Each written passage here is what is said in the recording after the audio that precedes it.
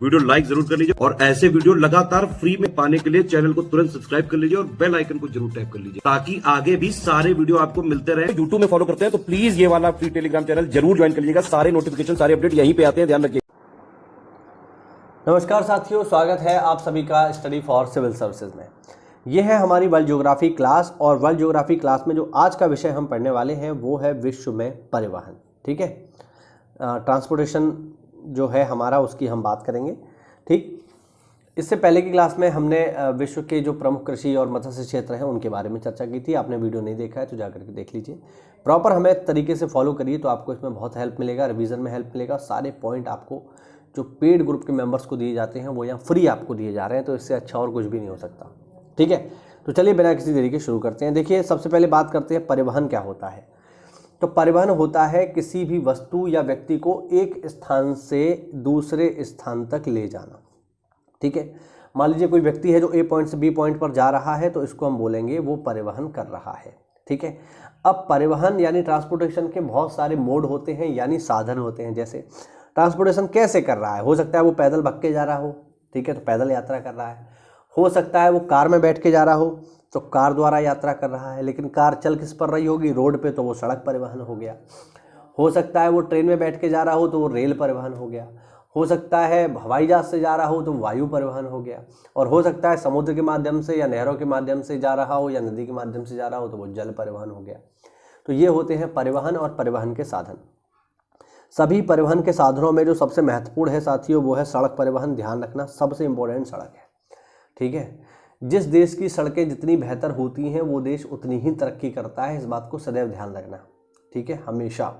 और मैं ये बात बिल्कुल आपसे कहूँगा कि अभी जो हमारे रोड एंड ट्रांसपोर्ट मिनिस्टर हैं श्रीमान नितिन गडकरी जी, वो इस दिशा में बहुत ही शानदार कार्य कर रहे हैं, ये हमें मानना पड़ेगा। ठीक है, सड़क बहुत ही इम्पोर्टेंट होती हैं देश की तरक्की के लिए। सड़कों का होना बहुत ज़रूरी है क्योंकि हर जगह ना तो आप रेल पहुंचा सकते हो, ना पानी का जहाज पहुंचा सकते हो, ना हवाई अड्डा होगा। अब जैसे मैं आपको, मेरे आसपास एक शहर है, शायद आपने उसका नाम सुना हो, एटा। हमारे बिल्कुल जस्ट पड़ोस में ही है एटा, यहाँ से करीबन 30 किलोमीटर की दूरी पर है कासगंज से। तो एटा जो शहर है साथियों वो केवल और केवल रोड कनेक्टिविटी से ही जुड़ा हुआ है। रेल कनेक्टिविटी वहाँ बिल्कुल भी नहीं। जैसे कासगंज से अगर आप देखो तो केवल 30 किलोमीटर दूर है, लेकिन कासगंज और एटा के बीच कोई रेल कनेक्टिविटी नहीं है। एटा रेलवे स्टेशन पर पूरे दिन में केवल एक रेल चलती है, बस आप अंदाज़ा लगाइए, है ना। लेकिन एटा से आपको बसें दुनिया भर के लिए मिल जाएंगी, दिल्ली के लिए, नोएडा के लिए, गुड़गांव के लिए, जहाँ के लिए आप एटा, इटावा, मतलब मैनपुरी, कहीं के लिए भी आप जाएँ, लखनऊ, गोरखपुर, हर जगह के लिए मिलेगी। तो रोड होना बहुत ही आवश्यक है क्योंकि रोड आपको बिल्कुल जोड़ देता है हर तरीके से। गांव गांव, शहर शहर रोड से जुड़े होते हैं। तो मेरा समझाने का औचित्य बस इतना है कि रोड होना बहुत ज़्यादा ज़रूरी है। इसीलिए सबसे पहले हम किसको पढ़ते हैं, सड़क परिवहन को पढ़ते हैं। देखो, अब परिवहन की क्रांति 18वीं शताब्दी में भाप के इंजन के आविष्कार के बाद आई। संभवतः पहला सार्वजनिक रेलमार्ग 1885 ईस्वी में उत्तरी इंग्लैंड के स्टॉकटन और डार्लिंगटन के मध्य प्रारंभ हुआ। उसके बाद ही रेलमार्ग 19वीं शताब्दी में परिवहन के सर्वाधिक लोकप्रिय तथा तीव्रतम साधन बन गए। ठीक है, रेल मार्गों ने संयुक्त राज्य अमेरिका के आंतरिक महाद्वीपीय क्षेत्रों को वाणिज्यिक, अन्य कृषि, खनन तथा विनिर्माण के लिए खोल दिया। अंतर्दहन इंजन के आविष्कार ने सड़कों की गुणवत्ता तथा उन पर चलने वाले वाहनों जैसे ट्रक और कार इत्यादि के संदर्भ में सड़क परिवहन में क्रांति ला दी। स्थल परिवहन के अंतर्गत नवीनतम विकास के रूप में पाइपलाइनों, राजमार्गों और तार मार्गों को रखा जाता है। तरल पदार्थ जैसे खनिज तेल, जल, अवमल और नाली मल का परिवहन पाइपलाइनों द्वारा किया जाता है। रेल मार्ग, समुद्री पोत, बजरें, नौकाएं, मोटर ट्रक और पाइपलाइनें बड़े मालवाहक हैं। अब ये तो कुछ इसकी हिस्ट्री हुई। अब सड़क मार्ग में भी जो सबसे इम्पोर्टेंट है वो होते हैं हाईवेज यानी महामार्ग। ठीक है, अब पहले मैं कुछ बेसिक आपको चीज़ें क्लियर करता हूँ। जैसे एक आपने शब्द सुना होगा हाईवे और एक आपने सुना होगा एक्सप्रेस वे। जैसे हमारे ही पड़ोस में बहुत ही फेमस एक्सप्रेस वे है जिसका नाम है यमुना एक्सप्रेस वे या ताज एक्सप्रेस वे। बिल्कुल आपने सुना होगा, आप सिविल की तैयारी कर रहे हो तो इसको तो आप ज़रूर जानते होंगे। तो एक्सप्रेस वे और हाईवे में अंतर क्या है ये आप समझ लो। ठीक है, देखो, हाईवेज क्या होता है?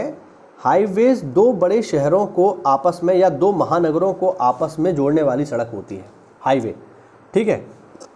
लेकिन जब हम बात करते हैं एक्सप्रेसवे, तो एक्सप्रेसवे जो बनाए जाते हैं साथियों, वो दो औद्योगिक नगरों को आपस में जोड़ते हुए बनाए जाते हैं। ध्यान रखना, अगर एक्सप्रेसवे बना हुआ है ना, तो वो दो महानगरों को तो जोड़ ही रहा होगा, लेकिन वो ऐसे महानगर होंगे जो अपने आप में औद्योगिक नगर होंगे। जैसे एक्सप्रेसवे, हम यमुना की बात करें तो ये किसको जोड़ता है? आगरा को ग्रेटर नोएडा से जोड़ता है। तो आगरा और ग्रेटर नोएडा दोनों अपने आप में औद्योगिक नगर हैं, इनको जोड़ने के लिए काम कर रहा है यमुना एक्सप्रेसवे। हाईवे सामान्य रूप से महानगरों को जोड़ते हुए बनाए जाते हैं, ठीक है। हाँ, ये एक बेसिक अंतर है, सबसे इंपॉर्टेंट अंतर यही है। बाकी आप विशेषताएं देखोगे तो बहुत सारी विशेषताएं आपको इसमें मिलेंगी। जैसे अगर मैं और आपको बताऊं तो हाईवेज में आप देखेंगे तो हाईवेज में जो यू टर्न होते हैं वो आपको थोड़ी थोड़ी दूर पर मिल जाते हैं, है ना, 500 मीटर पे, 600 मीटर पे। लेकिन आप एक्सप्रेसवे में देखोगे तो आपको यू टर्न काफ़ी किलोमीटर के अंतराल पर मिलते हैं, 5-5, 10-10, 15-15 किलोमीटर के अंतराल पर मिलते हैं, जिससे आवागमन तेज़ी से हो सके, ठीक है। बेसिक बातें हैं, मुझे लगा मैं आपको बता दूँ, या शायद आपको ये बातें पहले से भी पता होंगी। देखो भाई, हाईवेज की बात करें तो महामार्ग दूरस्थ स्थानों को जोड़ने वाली पक्की सड़कें होती हैं। इनका निर्माण इस प्रकार किया जाता है कि अबाधित रूप से यातायात का आवागमन हो। यातायात के अबाधित प्रवाह की सुविधा के लिए अलग अलग यातायात लेन, पुल, फ्लाईओवर तथा दोहरे वाहन मार्गों से युक्त 80 मीटर चौड़ी सड़कें होती हैं। विकसित देशों में प्रत्येक नगर और पत्तन महामार्गों यानी हाईवेज द्वारा जुड़ा हुआ है। अमेरिका में महामार्गों का औसत घनत्व उच्च है, जो लगभग 0.65 किलोमीटर प्रति वर्ग किलोमीटर है। यानी ये कहना चाहते हैं कि अमेरिका में प्रति वर्ग किलोमीटर में 0.65 किलोमीटर सड़क हाईवे है।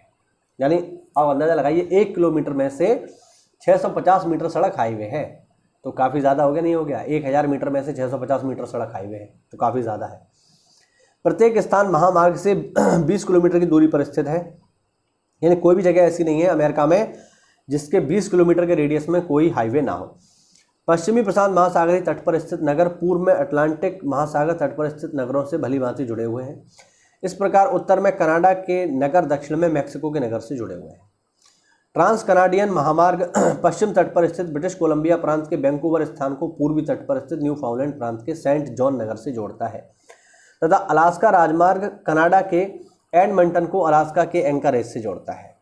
निर्माणाधीन पैन अमेरिका महामार्ग, जिसका अधिकांश भाग निर्माण किया जा चुका है, के द्वारा दक्षिण अमेरिका, मध्य अमेरिका के देशों को यूएसए तथा कनाडा से आपस में जोड़ दिया जाएगा। यूरोप में वाहनों की बहुत विशाल संख्या तथा महामार्गों का सुविकसित जाल पाया जाता है, परंतु महामार्गों को रेल मार्गों तथा जल मार्गों के साथ कड़ी प्रतिद्वंद्विता का सामना करना पड़ता है। ये बात सच है, लेकिन फिर भी अगर आप देखोगे तो सड़क भाई बहुत इंपॉर्टेंट है, हर जगह आप सड़क से ही जा सकते हो। रूस में यूराल के पश्चिम में स्थित औद्योगिक प्रदेशों में महामार्गों का अत्यधिक सघन जाल विकास हुआ है, जिसकी धुरी मास्को है। महत्वपूर्ण मास्को व्लादिवोस्टोक महामार्ग पूर्व में स्थित प्रदेश की सेवा करता है। अत्यधिक विस्तृत भौगोलिक क्षेत्रफल के कारण रूस में महामार्ग इतने महत्वपूर्ण नहीं हैं जितने रेल मार्ग। रूस की जियोग्राफी को देखते हुए वहाँ पर सड़कों का इस्तेमाल कम होता है, रेलों का इस्तेमाल ज़्यादा होता है, क्योंकि बहुत लंबे लंबे इलाके में जो है वहाँ पे मतलब क्षेत्रफल बहुत ज़्यादा है, रशिया का सबसे बड़ा देश है एरिया वाइज, तो फिर वहाँ पर रेलों का सिग्निफिकेंस ज़्यादा है सड़क की अपेक्षा, ये कहना चाह रहे हैं, ठीक है। देखो, चीन में महामार्ग प्रमुख नगरों को जोड़ते हुए देश में क्रिस क्रॉस करते हैं। उदाहरण, ये शांसो, शंघाई, ग्वांगझो एवं बीजिंग उत्तर को आपस में जोड़ते हैं। एक नवीन महामार्ग तिब्बत क्षेत्र में चेंगडू को लहासा से जोड़ता है। भारत में अनेक महामार्ग पाए जाते हैं जो प्रमुख शहरों तथा नगरों को जोड़ते हैं। उदाहरण स्वरूप राष्ट्रीय राजमार्ग संख्या 44, पहले इसका एक भाग पुराने क्रम के हिसाब से राष्ट्रीय राजमार्ग नंबर 7 था। अब ये यानी जो पहले NH 7 था वो NH 44 है, जो वाराणसी को कन्याकुमारी से जोड़ता है। देश का सबसे लंबा राष्ट्रीय राजमार्ग है जो आपको वाराणसी से कन्याकुमारी से जोड़ता है। निर्माणाधीन स्वर्णिम चतुर्भुज अथवा द्रुत मार्गों के द्वारा प्रमुख महानगरों जैसे नई दिल्ली, मुंबई, बेंगलोर, चेन्नई, कोलकाता, हैदराबाद को जोड़ने की योजना है, ठीक है। ये बनके बिल्कुल तैयार हो चुके हैं। अफ्रीका एक महामार्ग उत्तर में स्थित अल्जीरियस को गुयाना के क्रोनोकी से जोड़ता है। इसी प्रकार कैरो केप टाउन से भी जुड़ा हुआ है। कैरो कहाँ पर है? कैरो हो गया काहिरा, मिस्र में बिल्कुल उत्तर में, और केप टाउन कहाँ हो गया, बिल्कुल नीचे दक्षिण में, साउथ अफ्रीका की राजधानी, ठीक है ना। तो इस तरीके से ये पूरी तरीके से आपस में जुड़े हुए हैं। तो साथियों ये हुए हमारे महामार्ग। अगली क्लास में हम चर्चा करेंगे रेल मार्गों की, वो भी मैप से हम इसको पढ़ेंगे, ठीक है। तो ये हुआ आज का हमारा वीडियो। उम्मीद करता हूँ आपको कोई नई जानकारी मिली होगी।